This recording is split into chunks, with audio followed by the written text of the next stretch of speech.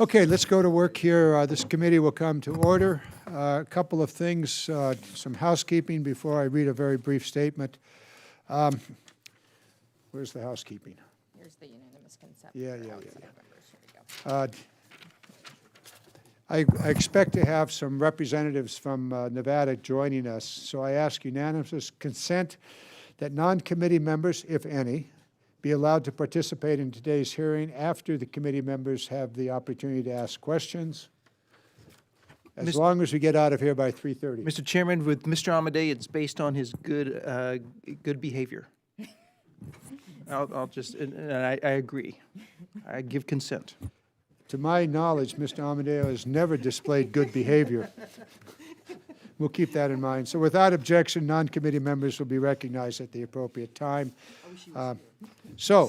Ladies and gentlemen, I call to order this hearing of the Readiness Subcommittee of the Armed Services Committee. Our land-based training ranges are the foundation of military services training and testing capability.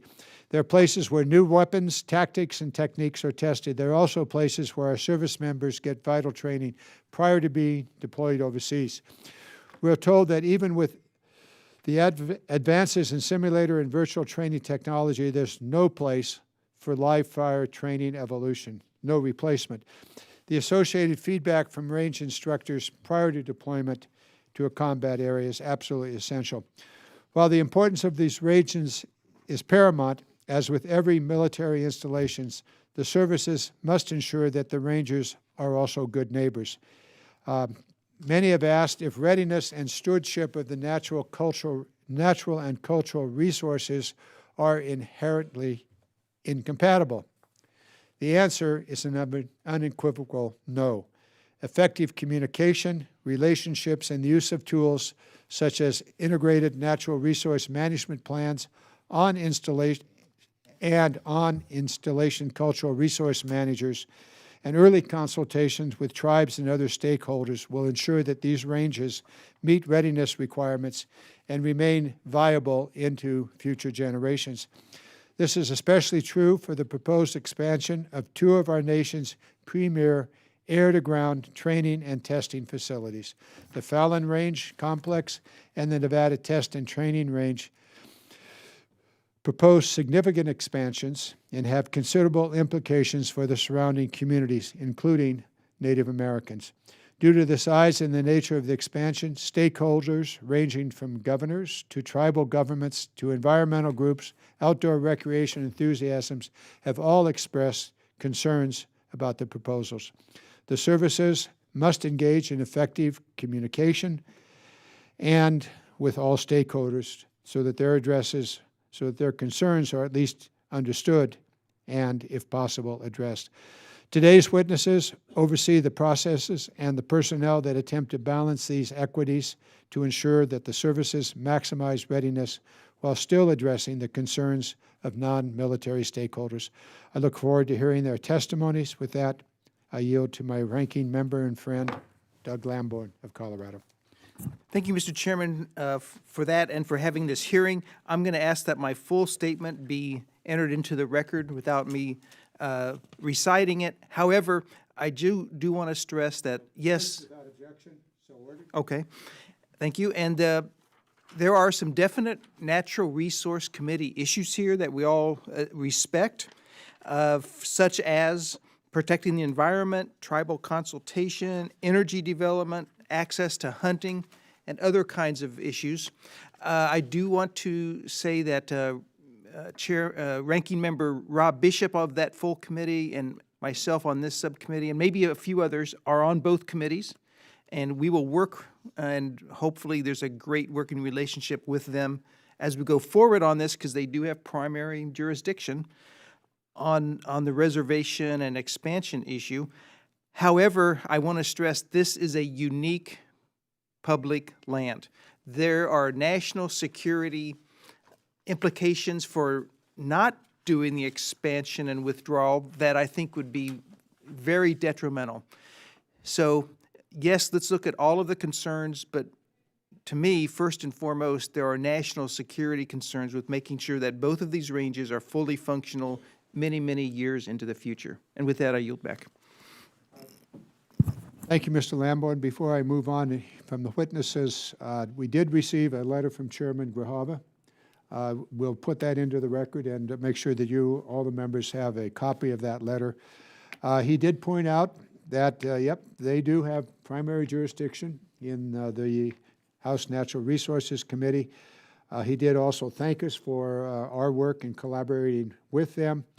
He did express concerns about the many facets of the current proposals, including their impact on natural resources and tribal lands. He asked that we continue to work closely with them. We may or may not have a double referral depending upon how well we're able to resolve the issues that are out there. I would hope that we're able to resolve the issues, allow the committee to review, and avoid a double referral. Okay? With that, let's get on with the witnesses. Mr. Jordan Giles, Principal Deputy Assistant Secretary of the Army for Energy Installations and Environment. Mr. Todd Mellon, Principal Deputy Assistant Secretary of the Navy for Energy and Installations and Environment, and Ms. Jennifer Miller, Principal Deputy Assistant Secretary of the Air Force for Energy Installations and Environment. Your formal testimony will be in the record. I suggest you not read the whole thing, but summarize, and we'll move along here. Which one of you would like to start? Army, Navy, do we get to fight that out? Let the oldest go. The Navy? The oldest service, that is. Yeah, okay. Thanks, sir. So I'll be brief and summarize. Chairman Garamendi, Ranking Member Lamborn, distinguished members of the subcommittee, thank you for the opportunity to testify on this important topic. It's always an honor to be in front of the subcommittee, and it's always a pleasure to appear alongside my colleagues. Land is the most important resource, or one of the most important resources needed to accomplish Army training. It provides commanders and units maneuver space and weapons range complexes to execute individual, crew, collective, and unit operational training requirements, as well as provide space to conduct programs of instruction for Army institutional locations. For the Army, our ranges are more than just the places that have range in their title. For example, in CONUS, two of our most important ranges are the National Training Center at Fort Irwin, California, and the Joint Readiness Training Center at Fort Polk, Louisiana. And beyond that, then there are all of the training areas around the country where units prepare for events like NTC and JRTC and real-world operations. I'll just reiterate here that to better illustrate that, you all have open invitations to participate in, or, well, probably witness a parachute drop at Fort Bragg, or ride in an armored vehicle in the maneuver lanes at Fort Stewart or Fort Riley, or anything or anywhere else under the Army purview. I would remind you the committee has taken extensive testimony on rollovers, and we're cautious. Sir, I understand. The key drivers of Army training land requirements are Department of Defense guidance, notably the National Defense Strategy, and then evolving Joint and Army doctrine, training strategies, and modernization efforts. Based on those, since 2004, the Army has invested approximately $3.5 billion in military construction projects that have modernized, improved, and acquired Army ranges and training lands. That includes the successful acquisition of approximately 275,000 acres of new training land through a planning process that assesses requirements against available land contiguous or near existing Army installations. Most installations were established decades ago, some well over a century ago, at remote locations intentionally selected to minimize impacts to the local community. Today, these communities have grown. Our installations share a special bond with them. Our soldiers and their families contribute to the local economy and attend the local schools. However, the growth of these communities has resulted in an increase of encroachment issues that impact training, but the Army is dedicated to working with the local communities to mitigate encroachment challenges through numerous programs, including the Army Compatible Use Buffer Program and DoD's Readiness and Environment Protection Integration Program. At the installation level, the master planning process at any installation with significant holdings includes an integrated natural resources management plan and an integrated cultural resources management plan. These plans and programs demonstrate the Army's commitment to management strategies that sustain Army readiness while we serve as stewards of natural and cultural resources. So to summarize or to conclude, readiness is the Army's top priority. Ranges and training land are direct enablers of readiness. We value what we have and strive to be good stewards and good neighbors, while not losing sight of the fact that all this is in support of our mission to provide an operationally ready force. Thank you for the opportunity to present this testimony. Thank you for your continued support of the Army's soldiers, civilians, and families, and I look forward to your questions.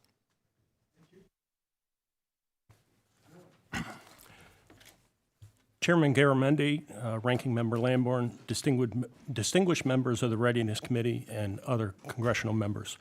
Thank you for the opportunity to testify on the Department of the Navy's land-based ranges. The use of land-based ranges is essential for us to meet critical priorities outlined in the National Defense Strategy, which, among other things, requires us to prepare for peer and non-peer competitors. Congress has placed public lands in our custody for this purpose. To ensure we can train on these lands frequently, repeatedly, we protect and manage the natural and cultural resources entrusted to us. We believe that military readiness and good stewardship go hand in hand, and the Department has an excellent track record of balancing these priorities. The Department of the Navy conducts training activities on lands and in designated airspace across the country and in cooperation with many partners, including state governments, tribal governments, and private landowners. In particular, we value the collaboration with the Department of Interior and other federal agencies. In recent years, we have experienced a high level of partnership to balance national security with the needs and goals of our country to manage our natural resources. The importance of our ordnance ranges for naval gunfire, aviation, and combined arms training cannot be overstated. Training in a real-world environment that is representative of current and future weapons capabilities is essential in ensuring our warfighters are fully prepared to survive in combat. While virtual and constructive training is an important element in building warfighter skills, it cannot replicate all the skills that must be honed prior to an actual enemy engagement. Some of these skills can only be obtained through hands-on, realistic training. We recognize frequent and repeated use of live-fire ranges has the potential to affect the environment. Those ranges also provide an important habitat for wildlife, including endangered species, and contain important cultural resources. To address this, we consult and partner with U.S. Fish and Wildlife Service and state and natural resource agencies to prepare and implement robust integrated natural resource management plans.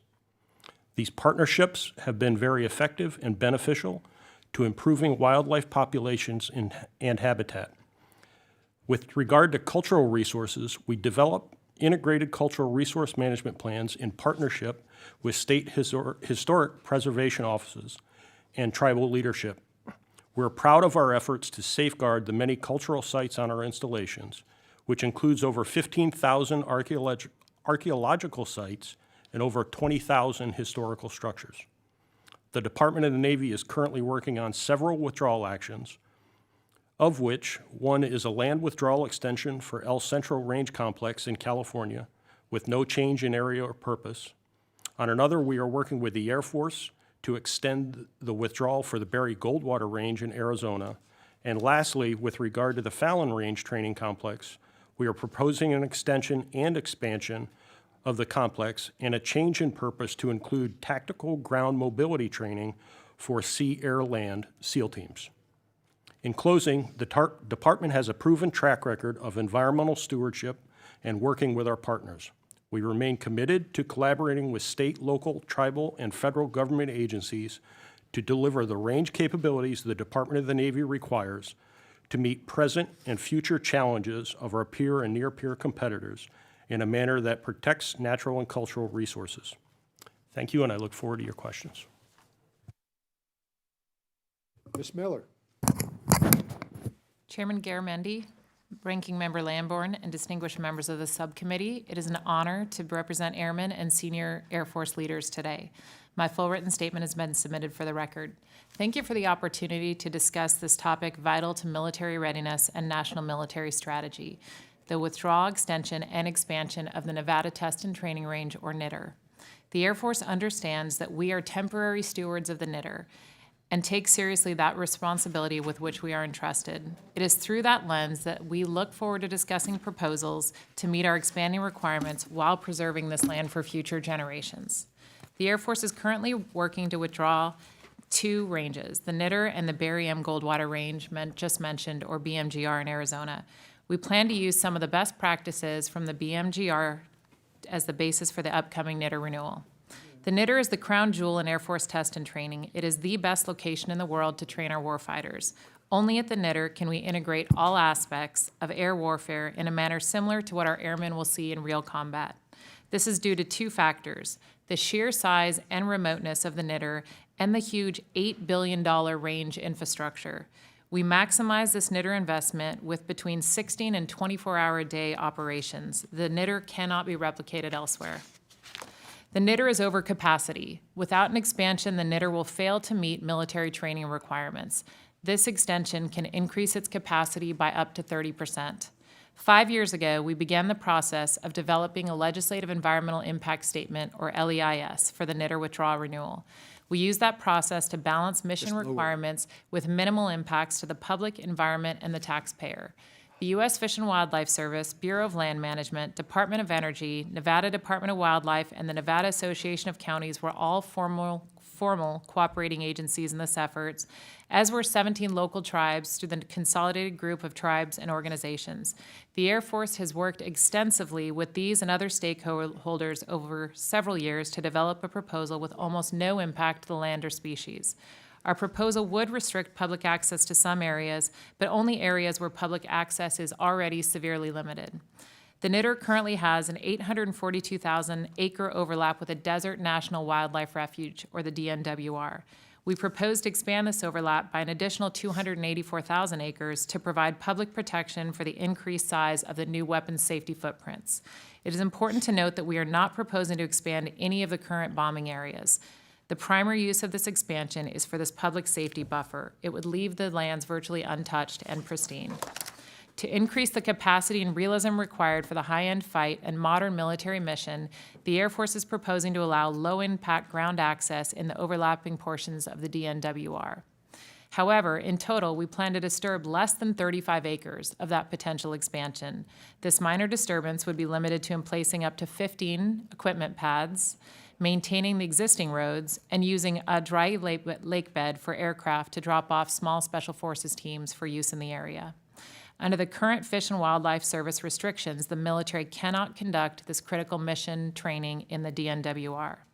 The Air Force has extensive environmental and cultural resource programs for the NTR. We will not only continue but expand these programs. The Fish and Wildlife Service does not currently spend money to manage the DNWR overlapping area. Instead, the Air Force manages these lands in accordance with the Sykes Act and through integrated natural and cultural resources management plans. The Air Force spends, on average, over $3.5 million annually on the environmental and cultural management activities in this area. The proposed withdrawal has been a collaborative multi-year public process weighing multiple equities to propose the best holistic way to manage emerging military requirements and other federal, state, private, and public interests. The Air Force modified our proposals based on requests that we received throughout the LEIS process. We reduced the proposed expansions to support identified recreational activities. We will continue to enable the bighorn sheep hunts and local tribal access for cultural purposes. Finally, the Air Force will support a public access program through the cooperative development of an access management plan with significant public input. Thank you for inviting me to appear today and for your continued support of our airmen. I look forward to your questions. Thank you much. Thank you very much, Ms. Miller. I note the arrival of Mr. Amadei. Thank you.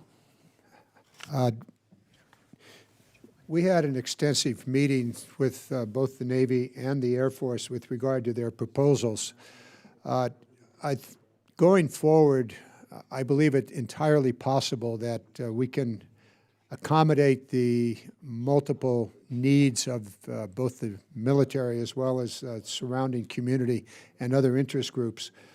It's going to take additional discussions and specificity as to exactly what the military needs to do and where they need to do it, as well as what disturbances or activities that occur in the key parts of the ranges that would make it difficult or impossible for the military to carry out its task either in either of these two, Fallon and National Test Training Range. Final point I want to make is that there are solutions to these questions, and we intend to hear from the members of the committee about concerns that they may have specifically about these two that are on the table today, Fallon and the Nevada Test and Training Range.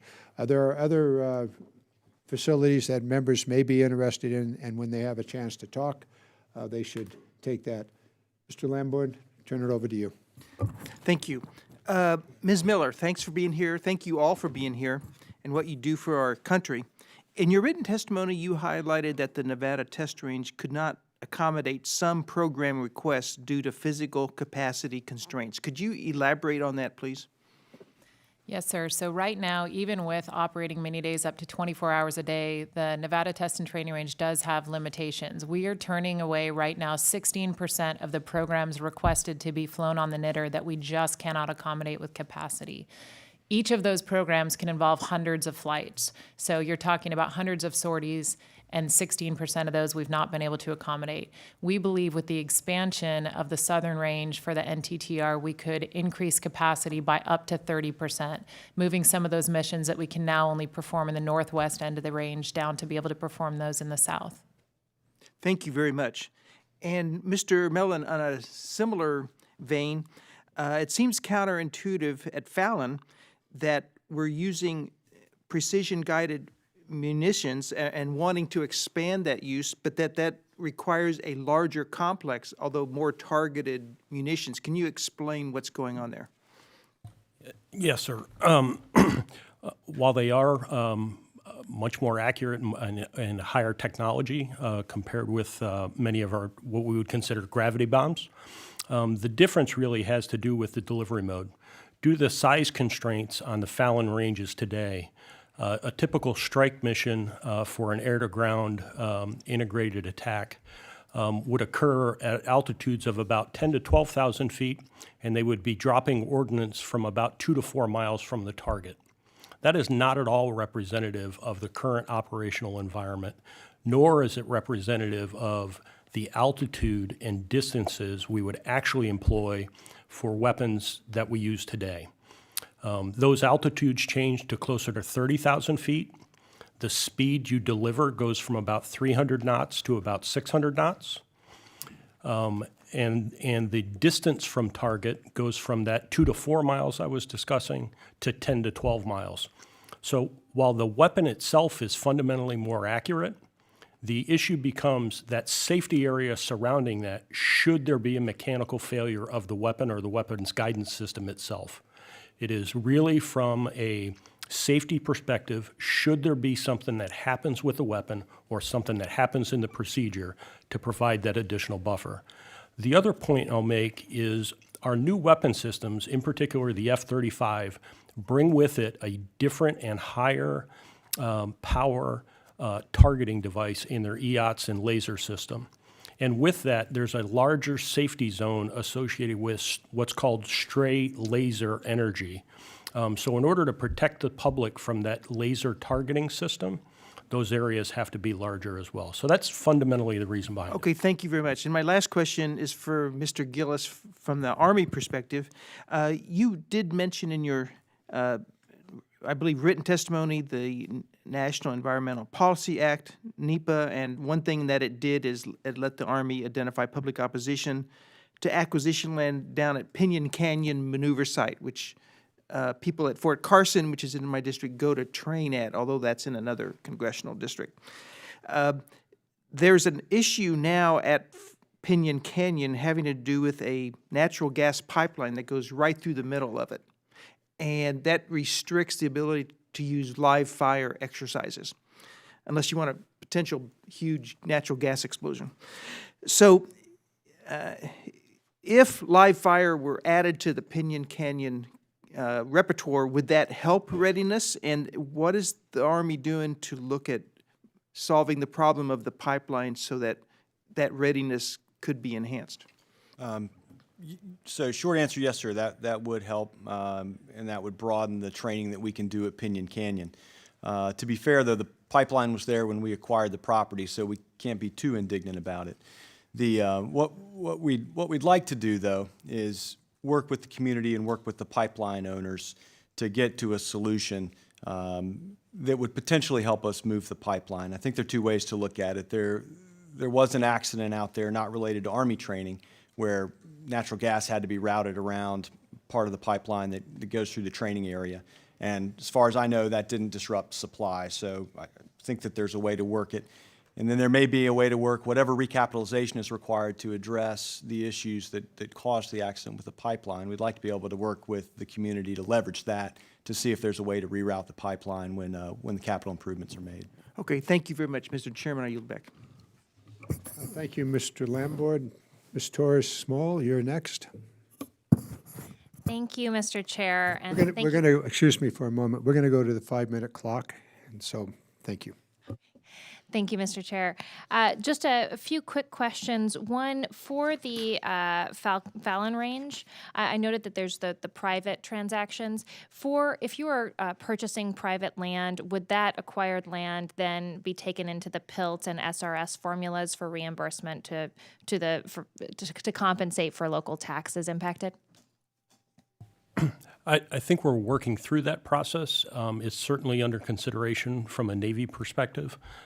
We continue to work through the details of that with the county governments on how we're going to approach that. Many of the lands we're talking about purchasing are actually state-owned. They're not necessarily private land ownership, but that is certainly something we're willing to work with. And is there any tribal land that would be impacted, whether it's in fee or trust or allotment? There's no direct impact on tribal lands. I think the big issue with most of the tribal leadership has been cultural resource and resource access. That's great. That's my next question. I was pleased to hear Ms. Miller speaking when it comes to the Nevada, the NITR, the consultation that's happened there. Can you just briefly describe the consultation process that you've had? Yeah, we've been in ongoing consultation for the last 2 to 3 years with local tribal governments. I think part of the challenge has been the consistency of that engagement, and I don't mean consistency in terms of frequency, but it's more consistency of representation and level of representation. I think it wasn't apparent to me until mid last year that there was an expectation of more senior leadership engagement from the Department of the Navy as part of that consultation process. I think that's one of the challenges with government-to-government consultation is expecting the highest levels for negotiation. Yeah, and we had a bit of that. Actually, we just had a meeting out there 2 weeks ago. And part of the discussion we had is from a Department of the Navy perspective, our most senior local representation is that base commander. So from a department perspective, when our base commander goes, he is senior Navy leadership. I'm not certain that's always recognized the same way. And that we've had good discussions about that, and we've fundamentally changed that level of engagement. I've been actively engaged since September, October of last year, and participated in 4 or 5 separate meetings with tribal leadership. I deeply appreciate that, and I hope that continues. Relatedly, I know that you're looking at acquiring new land. At White Sands Missile Range, which is in the district that I represent, they have a different formula of call-up areas. So where they're planning to use that land, they have a existing contract with the private landowners that will change kind of access. Is that a model that you've looked into? It is not a model we've looked into. Most of the lands we're talking about acquiring are associated with a range called B20, which is the northwestern corner of the property. And if you look at that, that's actually a checkerboard. When you look at it, it's checkerboard. So the quote-unquote private lands or non-governmental lands are actually intermixed amongst a checkerboard of federally controlled properties. So I think those kinds of things would be difficult. But I don't know that they're impossible. It hasn't been proposed as an alternative from anybody from Nevada, at least to my knowledge, none of the meetings I've been in. We haven't had any opposition to our proposal to go forward with the acquisition of those properties. Well, I mentioned it specifically in relation to the challenges with tribal consultation. If it's about cultural access, if there's instead it's notifying when that land will be in use as opposed to acquiring all of that land. Oh, I'm sorry, I misunderstood your question. We are actually proposing a full access management approach for all cultural resources on the ranges. I think the question becomes, how do you manage that? What is that level of access? And we are actively engaged and want to continue to be engaged with the tribes to develop that plan. Right. And just because I have 40 seconds left, Ms. Miller, same question for you. Have you considered the call-up model as an alternative to your preferred alternative? So we've been very open with our current cultural management plan, working extensively with the tribes and have met with them. In fact, our Appendix K that we submitted with the Legislative Environmental Impact Statement was written by the tribes. Yeah. Yes, and I apologize specifically about the call-up model, and perhaps for you it would be more relevant in terms of the wildlife range. Right, so there's no private property involved here, but here it's all federal land right now, so we would continue to allow access for the cultural resources and are happy to continue to work with the tribes to the maximum extent we can. Thank you. I yield the remainder of my time. Thank you. Mr. Scott. Thank you, Mr. Chairman. Before I yield my time, Mr. Gillis, I understand you're from Georgia. Did a little time at Fort Stewart. Third ID, I assume. Thank you for your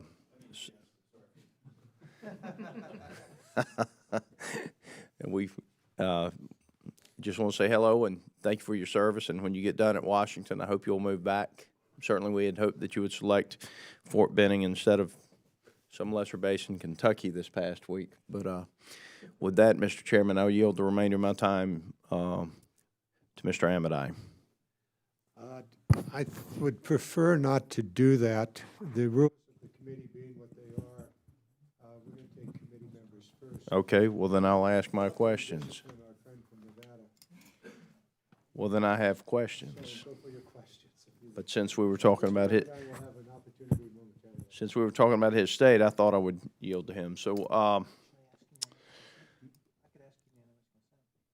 the range expansions support full operational tests and evaluation of future munitions. and- Excuse me, Mr. Scott. Sir. The keeper of the rules just tapped me on the shoulders and said, Mr. Chairman, you're wrong. I knew you were wrong, but I didn't want to argue with the chair. Mr. Amidai, that means you have 3 minutes and 40 seconds. I think the chairman's right. We'll restore the time. You've got 4 minutes. Thank you, Mr. Chairman, for letting anybody, regardless of pedigree, sit in on the committee meeting today. Mr. Ranking Member, I know the decision is provisional, so I will attempt to behave as the committee is used to from its regular members. Mrs. Miller, how's things going with the Fish and Wildlife and all the folks on the sheep? Particular to the bighorn sheep, there will be no impact as a result of this proposal. So we've worked very effectively with them on this LEIS with the Okay, let me bighorn sheep. let me rephrase that then. Is anybody from Fish and Wildlife or any wildlife groups going to show up when Chairman Garamendi opens the hearings up? And are they going to show up and say, we love what the Air Force did and everything's going to be fine? Sir, I would say probably not. We have worked extensively with Fish and Wildlife. We were able to share our draft legislative environmental impact statement with them and incorporated all 100% of their requests up through the Department of Interior to the current version that's with the Office of Management and Budget.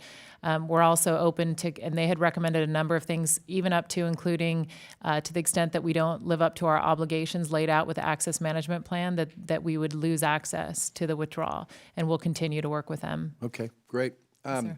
Has the Air Force evaluated, or do they have any position with whether or not amendments to the Southern Nevada Public Lands Management Act are okay once your bill gets to Congress in terms of trying to deal holistically with Clark County. Is that something you folks have thought about at all or care Sir, about? Or Yes, sir. So the challenge is that the legislation passed in Nevada, we were not able to consult in advance of that. We will continue to work with Nevada locally and Fish and Wildlife nationally and locally to try to come up with a consensus type language for the withdrawal, sir. Okay, great. Thank you. Mr. Mellon, first of all, thank you for what the Navy's done in terms of being responsive, and I'm not picking on the Air Force, it's just that since you're kind of in the middle of my district, your folks have been very responsive. That's not something that we take for granted, and I want to thank you for that. And I know that there's a lot of moving parts in that, but being absent from the discussion or being hard to get a hold of is not one of them. So thank you and to your staff for that. Moving on to maybe what some of the stuff that my colleague from New Mexico alluded to the extent that impact areas are going to increase, even though the munitions are much more precision, is it in your plan right now that before you start, and these are my words, nobody else's, bombing new areas, that those are going to be cleared for all cultural resource purposes? Yes, sir, Congressman. As a matter of fact, all of the proposed target sites for the new range expansion have all had 100% pedestrian surveys done on them. So any of the proposed new target sites, we've already done those pedestrian surveys, and we are positioned to go further based on further consultation with the tribes as we work through both those target sites and additional surveys beyond that. We're in the process of kicking off a study with them, which is going to drive us towards additional studies that'll need to be done before those ranges go operational. Okay, thank you, and I'll yield back what little time I have left. No, you actually have another minute. Okay, then I won't yield it back. Thank you, Mr. Chairman.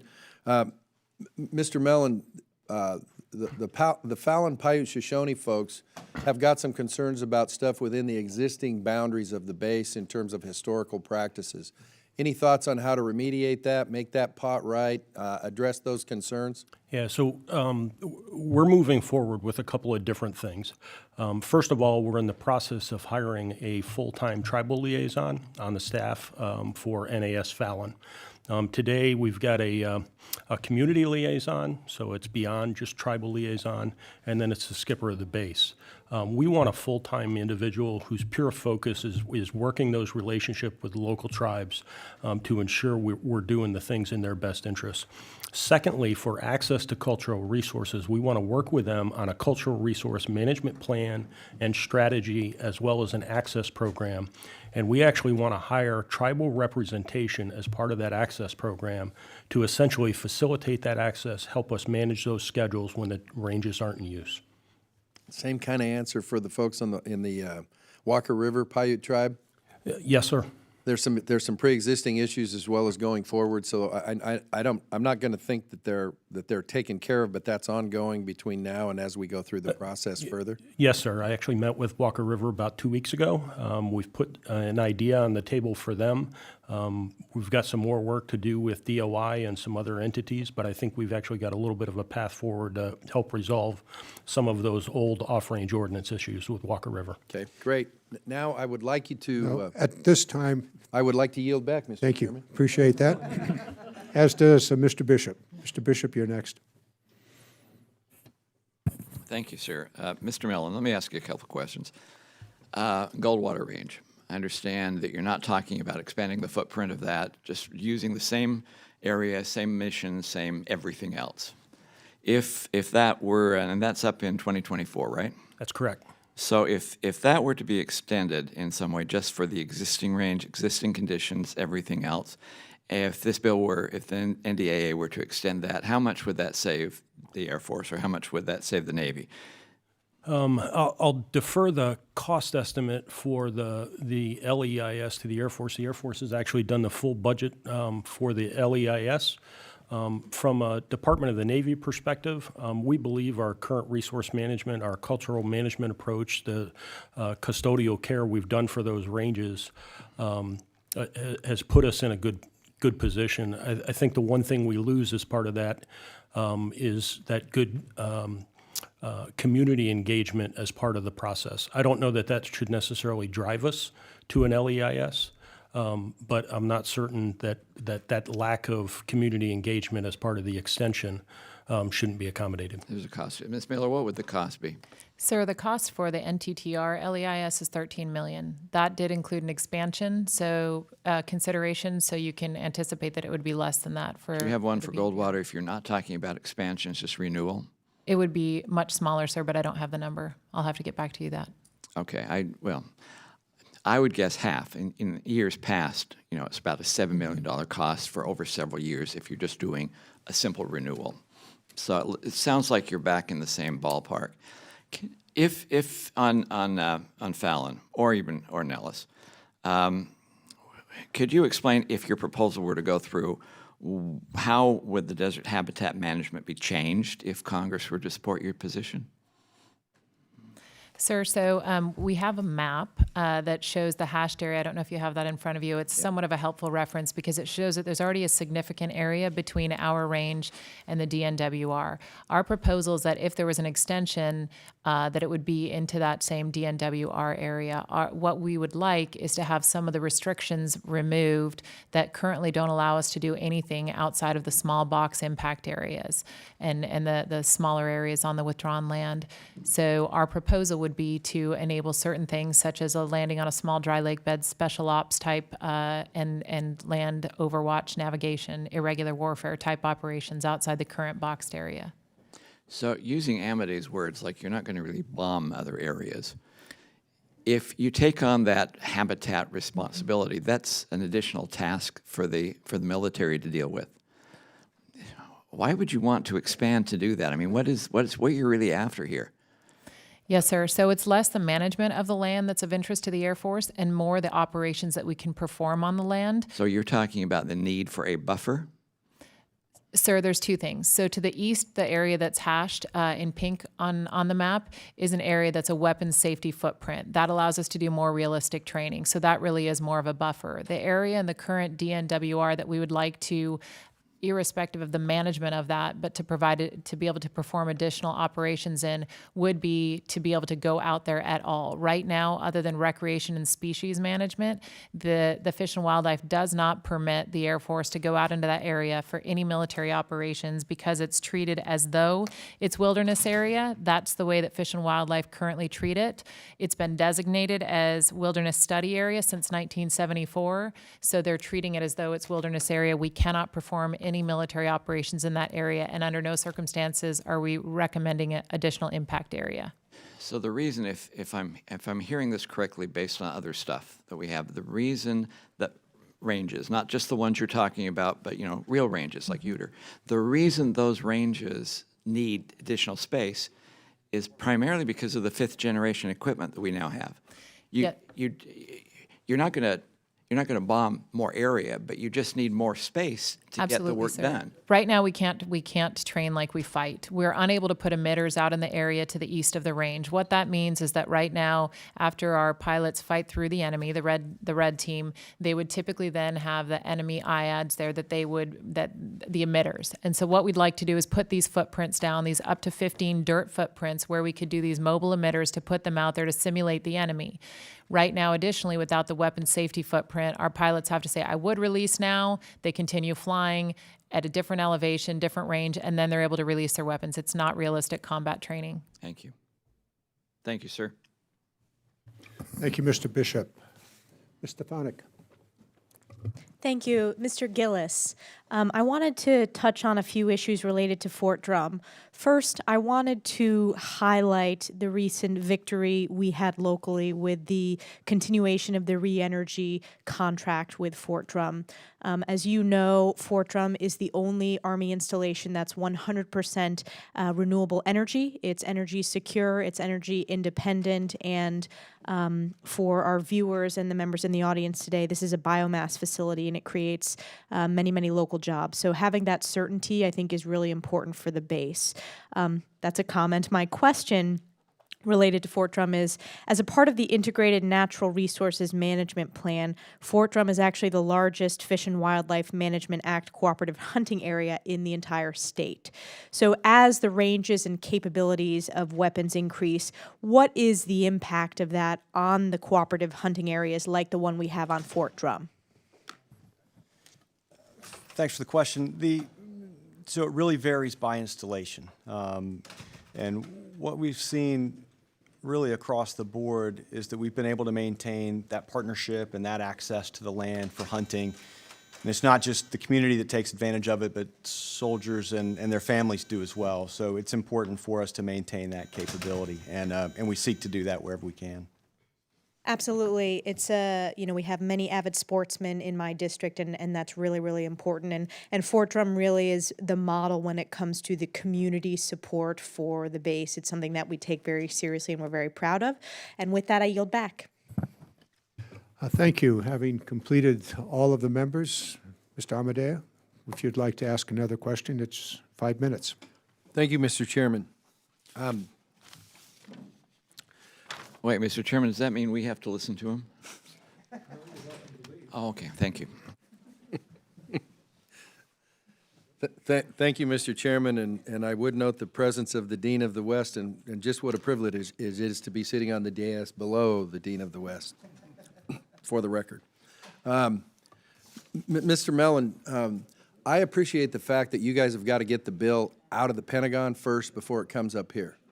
And I think you guys know what I'm talking about in terms of some concerns, whether it's folks whose agricultural impacts are going to be ones that perhaps your lawyers, and no offense to your lawyers, and I realize that the young lady from the Air Force is a former JAG officer too, so no offense intended. But it's like in terms of doing the right thing by folks who are going to be displaced, even if there is not statutory authority, as long as those, theoretically, as long as trying to make the pot right for some of those folks doesn't involve operational objectives for the Navy in this expansion, I mean, is that something that I would assume would be looked at with an open mind if we're not talking about operations? Sir, it absolutely is something we're looking at with an open mind. So everything from mining claims and how we adjudicate or mine out certain claims. We've worked with Bell Mountain on a proposal they had on how we can change the survey actually for a particular area of B-17 to accommodate their mining. We've got a proposal from them. It's in evaluation. We believe we can make it work. Similarly, for grazing permits and the impact of loss of grazing permits for some of those cattle ranchers, we've developed a valuation process. We believe that looks at it more holistically. And we've got a methodology that we believe is going to be fair and reasonable that we've made available to the public. Okay, thank you. How's things going with Churchill County? We continue to make progress with Churchill County. They've still got a handful of sticking points. We just got the state's consolidated position back that came in late Monday or early yesterday. Our team is still working through that. I've got a meeting set up with Churchill County representation when they're in town at the end of March, the end of February, early March. So I'm going to sit down and meet with them. We're going over to their spaces here, and we're going to talk about where their proposal is. My team will have our review done. We've got a couple of sticking points I think that are going to be hard. Probably the hardest one is going to be access to Pole Line Road and continued access for that. I think the rest of them we can come to resolution on in one way, shape, or form. I don't know that either side is going to get 100% of what they want. Okay. As far as, since we're talking around 600,000 acres, and a lot of that is the way you folks fight these days in terms of not looking down and hitting and pickling the ordnance off the airframe and stuff like that. Do you have an idea of, because a lot of things, whether they're Native American, whether they're the state's concerns, Churchill County concerns, like, okay, so you need 600,000 additional acres to train in the way you fight. And I know that you don't need them because you're going to need that once every 3 weeks or something like that. But do you feel like, in terms of providing access in those times for those things that are very important to those state and local governments, is access? How would you describe your present plan as far as access for other folks who have traditionally had access to the land for municipal or other sorts of needs, tribal? So one thing I want to, so the additional withdrawal or acquisition of the 600,000 acres, almost half of that is related to Dixie Valley and the expansion of the Dixie Valley range. The Department of the Navy is proposing no change in access to those withdrawals associated with Dixie Valley. And in fact, those would continue to be managed by BLM in the process. The only thing the department is looking for associated with Dixie Valley is the management of lighting and associated lighting resources for any future development, as well as an ability to monitor and control the electromagnetic environment in that region. So as an example, if a developer were to come in and say they wanted to put 5G in the area. I don't mean to cut you off. Yes, sir. But I'm about to get cut off. So all I'm going to say is this. Be careful what you ask for, because what you're asking for has sage hen habitat on it, needs fuels reduction for fires if you're going to be a good neighbor, and the ever-present wild horse. So I'll be looking forward to seeing what the plans are for your stewardship in those areas, among others. Thank you, and thank you, Mr. Chair. Thank you, Mr. Amadei, for joining us. Ms. Holland? Thank you, Chairman, and good afternoon, and thank you all so much for being here today. Assistant Secretary Millen, I want to start off with a few questions to make sure I follow the process here. In a few weeks, the Navy plans to submit a request to Congress for legislative action on a land withdrawal at the Fallon Range Training Complex. Is that correct? Yes, ma'am, it is. And that request is pursuant to the end of a 20-year withdrawal, last authorized by Congress in the 1999 NDAA. Is that correct? That is correct. Ma'am, if I want to clarify, OMB will actually submit that legislative proposal. Okay, thank you. Thank you for that. It's also my understanding that the Navy plans to request in that package that an additional 660,000 acres be withdrawn in order to meet readiness needs. Is that correct? About 600,000 acres would be withdrawn. About 60,000 acres would be purchased. Okay, thank you for that clarification as well. And has the military done cultural resource surveys for all of the additional acreage included in that withdrawal? We have not done 100% pedestrian surveys for all of those resources.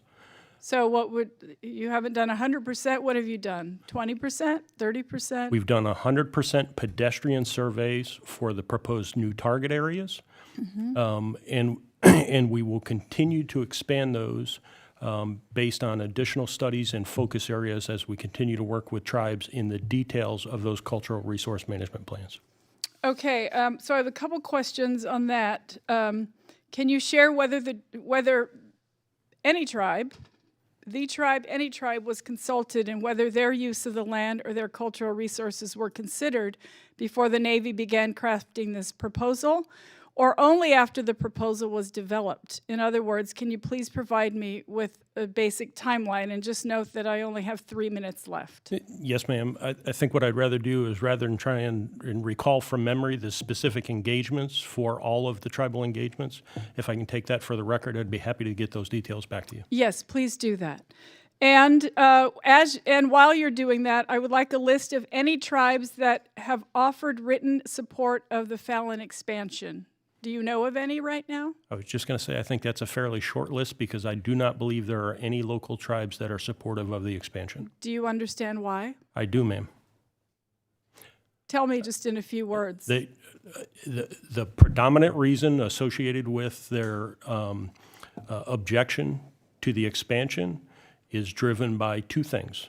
One is access to cultural resources, and the second one is potential damage or loss of those resources as a result of future training engagements. Right, and so it's just concerning to me that the Navy could craft their end product proposal, having it essentially ready to come up here, and then call a few conversations with tribal leaders consultation. That's not consultation. It's not just a box you can check. These are sacred homelands and resources for Native Americans who have been on this land long before this was ever a country. You understand that we're on Indian land right now, and every single inch of this country was Indian land long before it was ever the United States of America. They've lived on the land since time immemorial. Their ancestors are buried there, and I hope you understand that as well, that when you have people buried, it becomes hollowed ground.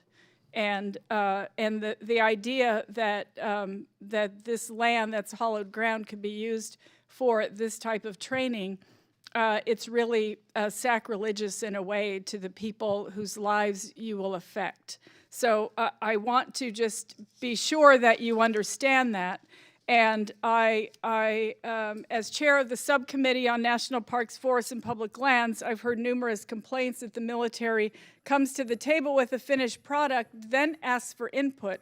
And it's not just the military, it's a lot of, departments and agencies in the federal government. It's almost like tribes are an afterthought when they should be a forethought. They should be the first people that anyone thinks of before they decide to do something with the land. So I recognize there are security concerns here, but to the extent practicable, consultation and community engagement has to come first, especially when sacred lands are involved. And I know this may not seem relevant, but there is an assault on sacred sites right now in our country. And I really, as the daughter of a 30-year career Marine, I would like to think that our military has the respect and the ability to be respectful in this way. So I will look forward to to the reports that you will bring to this committee, and I thank you all for being here. Thank you, Ms. Holland. We're going to a second round. We expect votes soon, at which time we will, shortly after the call of votes, adjourn. In the meantime, Mr. Lamborn? We're going to move to Ms. Torres Small. I think you have another round of questions. Yes, thank you. I only have one additional question, Mr. Chair. The same question for you, Ms. Miller. Do you have a written list of any tribes that have offered written support of the knitter plan? So while I don't believe that I have a written list of plans, ma'am, what we have is, as mentioned before, we included the tribal perspectives in its entirety. And just, are there any the tribes that have LEIS. offered written support for your? If I can take that one for the record, I don't know the answer to that, ma'am. Okay, and again, when we talk about meaningful consultation, having a list of who has approved of the plan would be exceptionally helpful in a congressional hearing. Thank you, Ms. Miller. I yield the remainder of my time. Mr. Lamborn, you had a comment or question? Yeah, I'm going to ask Mr. Mellon. There was a very heartfelt statement that was just made by Ms. Holland, and her time expired, so I just wanted to see if you had any kind of response that you wanted to share into the record. I want to give you that opportunity. Thank you, sir. My only, it's not a comment, my only perspective on that is I do know and understand, maybe not understand fully, but I certainly do appreciate your comments. I don't claim to have those kind of deep roots, and I certainly don't claim to have that kind of lineage. But I can tell you the Department of the Navy is committed to doing the absolute best we can to manage and protect those cultural resources to the maximum extent that it is our ability. I can't account for accidents, nor can I account for mishaps that occur as a result. Having said that, I'm also challenged with coming up with potential solutions that meets the Navy needs in order to ensure the readiness of our aviators, sailors, and Marines as they prepare for combat. And finding that balance between the military need, the local and tribal aspects of it is something we strive and continue to work towards. And I'm committed to absolutely continuing to do that. And as a follow-up, could you talk about the Native American officer who's helping with the planning? Yes, sir, I will. So I talked earlier, there was some questions. Department of the Navy's initiated the process to hire a full-time tribal liaison on staff at NAS Fallon. In conjunction with that, we are developing a plan and a strategy to work with local tribal leaders to actually bring them in to help us develop the details and updates to our cultural management plan as a part of the expansion. Not just bring them in as part of that, but to actually hire them on to help us manage access and be part of that management access program associated with those cultural and natural resources. Okay, thank you. And Mr. Chairman, I yield back. Thank you. We have completed this round of questions. Ms. Holland, further questions? No, Chairman, I don't have any further questions. Very good. Mr. Amadei? No further. Bishop? Then we have completed our question period here. I want to wrap this up with a couple of my own comments, and that is, this is, for these two ranges, this is a step in the process for the final determination of what the legislation will be, what restrictions, if any, there will be on it, what land will actually be withdrawn, and how the military will move forward with the concerns of the communities of all kinds around these ranges, including both the environmental, the Native American communities, and counties and states. So we will be conducting continued discussions with the specifically with regard to the Nevada range, both ranges in Nevada, and if in that days ahead, weeks ahead, if concerns are brought to the attention of members of the committee, please bring them to Mr. Lambert and myself. The two of us will be engaged in those discussions. We welcome the involvement of the full committee and others, representatives from the states involved. What's that? I'm sorry. Oh. You can whisper in my ear, I won't hear. You can poke me and point. Ms. Holland, you have a question. Thank you, Chairman. I'll absolutely remember that. I wanted to just, I'm looking at this map, and thank you for the map, but it doesn't have any sacred, there's no boundary here for where the sacred sites are, and I think that would be relevant to this discussion.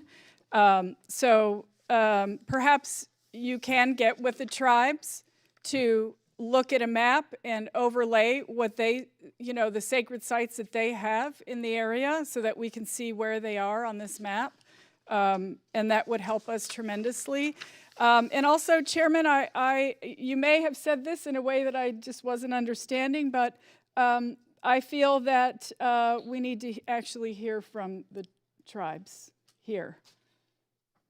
Or have their report in the record or something of that nature. We would certainly welcome direct input from all interested parties, tribes, other communities, as well as natural resource organizations. And certainly, Ms. Holland, you and other members of the committee are more than welcome and encouraged to continue to participate. I would expect that we will complete this process in the next 3 months, probably work this into the NDAA if we can do so. That'll be our goal. We look forward to continued input, and we'll certainly continue the negotiations. I'd be happy to hear from members and try to represent their interest, but members can present their own interest as we go through this process. The witnesses, Ms. Miller, and thank you so very much, Mr. Gillis. And the Army got off easy on this one. We'll continue to go through these processes. With that, I believe we will be going to votes, and this committee is adjourned. Thank you.